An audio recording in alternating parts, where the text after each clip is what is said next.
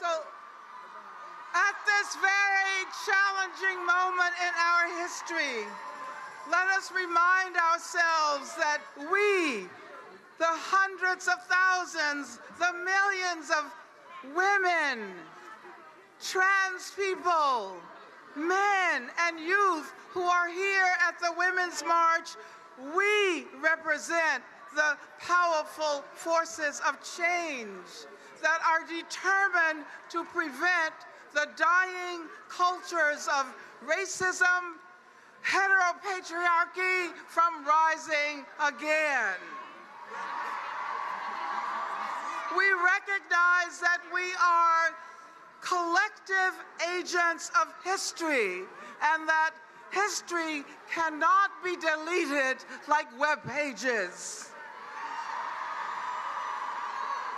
We know that we gather this afternoon on indigenous land.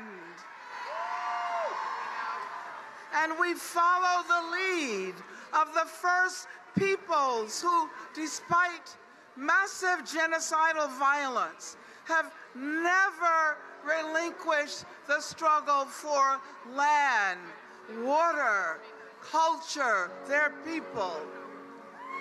We especially salute today the Standing Rock Sioux.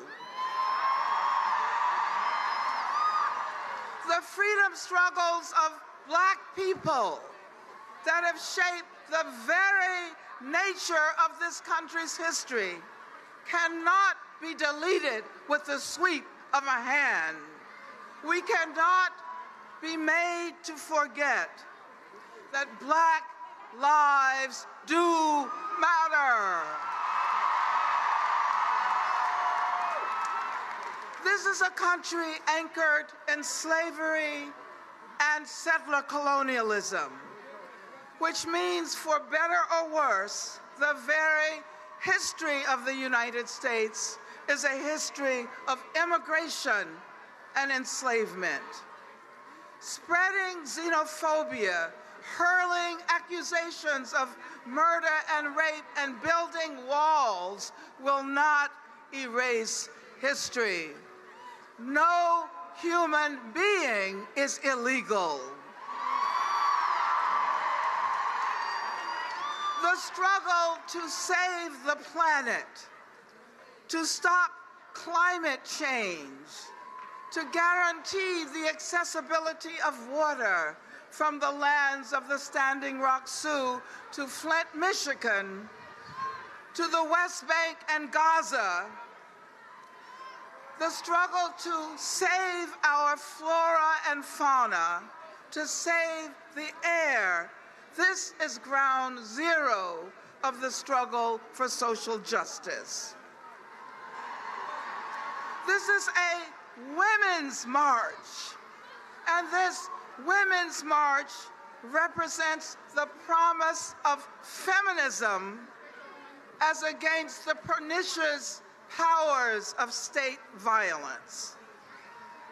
An inclusive and intersectional feminism. An inclusive and intersectional feminism that calls upon all of us to join the resistance to racism, to Islamophobia, to anti-Semitism, to misogyny, to capitalist exploitation. Yes, we salute the fight for 15. We dedicate ourselves to collective resistance.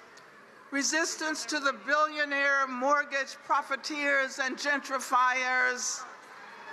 Resistance to the healthcare privateers. Resistance to the attacks on Muslims, on immigrants. Resistance to the attacks on disabled people. Resistance to state violence perpetrated by the police and through the prison industrial complex. Resistance to institutional and intimate gender violence, especially against trans women of color. Almost done. Women's rights are human rights all over the planet, and that is why we say freedom and justice for Palestine. We celebrate the impending release of Chelsea Manning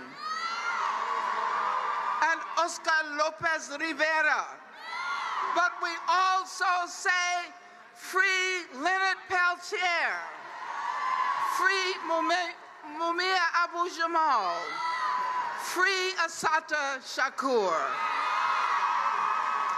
Over the next months and years, we will be called upon to intensify our demands for social justice, to become more militant in our defense of vulnerable populations.